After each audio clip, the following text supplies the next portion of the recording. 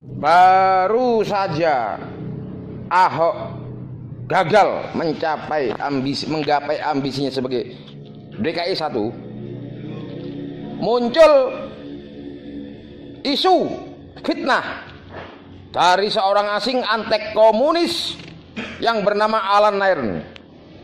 Dia memfitnah Panglima TNI Jenderal Gatot Nurmantio sebagai pihak yang menyetujui atau bahkan mendukung terjadinya makar di negeri ini. Makar apa yang dimaksud? Sesungguhnya orang-orang yang tidak mengetahui apa yang terjadi di balik semua ini akan bisa termakan oleh hasutan tersebut. Agar kalian ketahui siapakah Alan itu. Alan itu adalah antek mata-mata intelijen asing, seorang budak daripada tokoh besar Partai Komunis Indonesia, seorang nenek yang bernama Karmel Budiarjo, istri daripada Suswondo Budiarjo yang dulu pernah ditangkap oleh DI Panjaitan. Cuman sayangnya dulu belum terbukti si Suswondo ini adalah tokoh penggerak PKI, sehingga tidak sampai dieksekusi ini setan satu ini. Nah, si Karmel ini sekarang mendirikan Tapol's Bulletin, yang mana dia tuh menerima laporan-laporan dari Alan terkait dengan bagaimana caranya supaya komunisme itu bisa tegak lagi di sini, ya kan, tanpa mempertimbangkan benar atau tidaknya laporan tersebut. Alan dalam hal ini menuduh Jenderal Gatot Nurmantio yang sama halnya menuduh TNI untuk melakukan atau setuju dengan makar.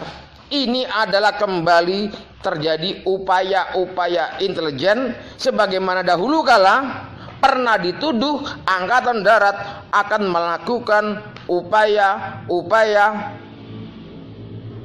makar terhadap Partai Komunis dan makar terhadap Bung Karno. Ceritanya itu seperti ini kira-kira, biar Anda memahaminya semua. Alan Nairn adalah orang berkebangsaan Amerika yang terlihat profesinya sebagai seorang jurnalis. Namun sebenarnya dia adalah seorang mata-mata yang tujuannya untuk mendiskreditkan Negara Kesatuan Republik Indonesia di mata dunia, serta mempersiapkan singgasana tegaknya kembali faham komunisme di negeri ini. Ya kan? Dia pernah meliput beberapa dan mengumpulkan berita beberapa peristiwa-peristiwa perang termasuk restorasi kemerdekaan Timor Leste. Nah, informasi-informasi yang didapatkan si Alan ini disetorkan kepada organisasi Tapol UK yang berbasis di Inggris, ya kan, untuk menjadi bahan propaganda penyebar kebencian terhadap Indonesia di mata dunia internasional. Dengan buletin mereka yang disebut Tapol's Bulletin. Isinya, temanya adalah seolah-olah memposisikan Indonesia sebagai penjajah Papua, penjajah Aceh, penjajah Timor Leste, pelanggar HAM, pelaku pembunuhan, dan segala macam tuduhan-tuduhan. Alan itu terlibat dalam berbagai kegiatan konferensi-konferensi yang bertujuan mendiskreditkan Indonesia, semacam itu semua. Tapol UK selalu mendiskreditkan Negara Kesatuan Republik Indonesia tanpa henti. Tidak hanya pada penerbitan buletin saja, mereka juga melakukan penggalangan politik di dunia internasional kepada gerakan apapun di semua provinsi di Indonesia yang mau memisahkan diri dari Indonesia. Contoh, ketika penggalangan pendirian ETAN di Amerika untuk menjadi dukungan kemerdekaan Timor Leste, yang sampai saat ini Timor Leste masih juga tetap mendiskreditkan Indonesia. Kemudian pendirian markas OPM di Oxford beberapa tahun yang lalu, itu juga kerjaannya Tapol UK. Kemudian mereka membuat film dengan judul The Act of Killing. Di situ Tapol UK sebagai sponsor utama menghadirkan pemimpin OPM boneka yang bernama Benny Wenda di Australia, yang didampingi pengacara Australia bernama Jennifer Robinson. Tapol UK, Jennifer Robinson, itu semua adalah produk-produk daripada seorang tokoh komunis yang bernama Karmel Budiardjo. Siapakah Karmel Budiardjo ini? Karmel Budiardjo ini memiliki link langsung dengan Sinta Miranda, anak daripada seorang tokoh gerakan wanita Indonesia alias Gerwani, ya, yang pernah mengusulkan untuk menghancurkan monumen Lubang Buaya pada acara ALF tanggal 7 Mei 2016 di Taman Ismail Marzuki. Yayasan Bhinneka Nusantara yang merupakan tempat berhimpunnya anak-anak PKI tersebut dengan ketua dan pendirinya Sochin Marchengo PhD dan suaminya Profesor Angus Nicholas tinggal di London dan Surabaya. Sinta Miranda ini, ya kan, merupakan pengurus di yayasan tersebut. Sochin ini terkoneksi dengan Karmel Budiardjo dan salah satu intelektual PKI, intelektual komunisme yang baru aktif mempromosikan komunisme dari adalah otak di balik semua ini, termasuk bagaimana termasuk untuk siapa si Alan bekerja, itu adalah penguasanya, otaknya seseorang yang bernama Karmel Budiardjo. Nah, Karmel Budiardjo ini adalah seorang nenek warga negara Inggris, ya kan. 60 tahun yang lalu dia bernama Karmel Brickman, warga negara Inggris penganut komunis yang tinggal di Cekoslovakia, yang saat itu masih menjadi bagian daripada Uni Soviet. Dia bekerja sebagai sekretaris di lembaga kemahasiswaan pada Universitas Cekoslovakia, yang menjadi topeng dinas intelijen Cekoslovakia pada saat itu. Saat di sana, Karmel Brickman ini bertemu dan menikah dengan Suswondo Budiardjo, anggota Komite Sentral Partai Komunis Indonesia. Dan sejak itu dia berganti nama menjadi Karmel Budiardjo. Pada tahun 50-an, para petinggi mengasingkan diri karena peristiwa Madiun 1948 pulang. Karmel pun ikut suaminya dan tinggal di Indonesia dan aktif sebagai anggota PKI. Tahun 65, ketika PKI dalam posisi terkuat, terjadi pemberontakan G30S PKI.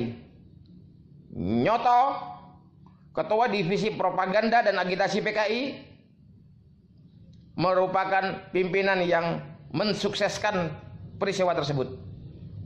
Karmel Budiardjo adalah penulis naskah pidato Soekarno.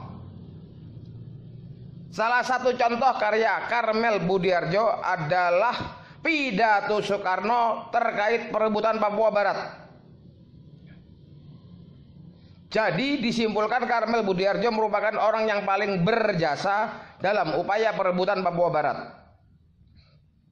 Anehnya, di masa yang akan datang, dia justru mendiskreditkan Indonesia sebagai penjajah rakyat Papua Barat. Itu diakibatkan karena komunisnya sudah nggak laku lagi. Nah, dilanjut. Pasangan suami istri Budiarjo ini terlibat dalam persiapan prolog G30 SPKI.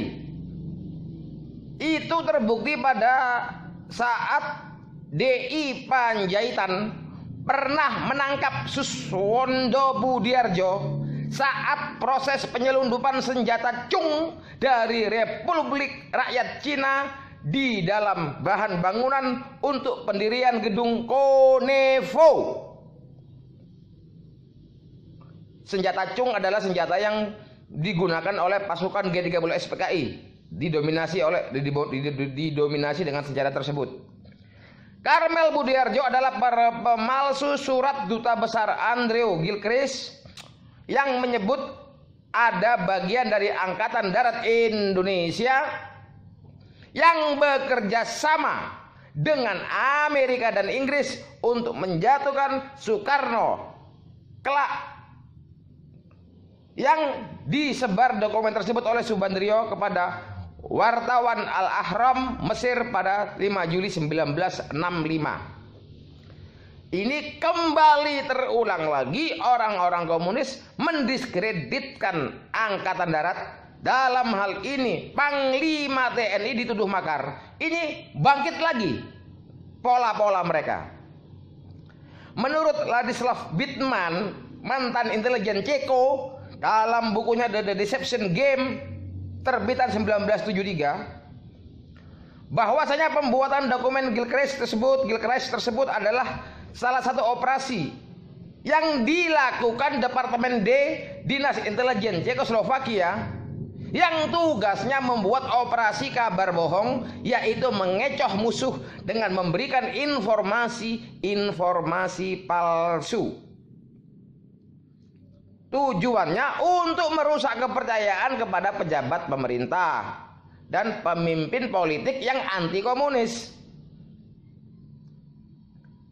Dokumen Gilchrist adalah bagian daripada Operation Pelmer yang dicetuskan oleh Jenderal Agayans dari Uni Soviet dan Mayor Louda dari Cekoslovakia menyusul gerakan-gerakan boikot film Amerika dan Indonesia. Kebencian itu dimanfaatkan oleh Departemen D untuk menciptakan propaganda bahwa William Pelmer, Direktur Association of American Film Importer di Indonesia, adalah pemimpin CIA di Indonesia. Kembali terjadi saat ini, si Alan itu menuduh Panglima TNI ingin melakukan makar, bekerja sama dengan Donald Trump untuk membabat komunisme di negeri ini. Dituduhlah si Panglima TNI kita tersebut makar.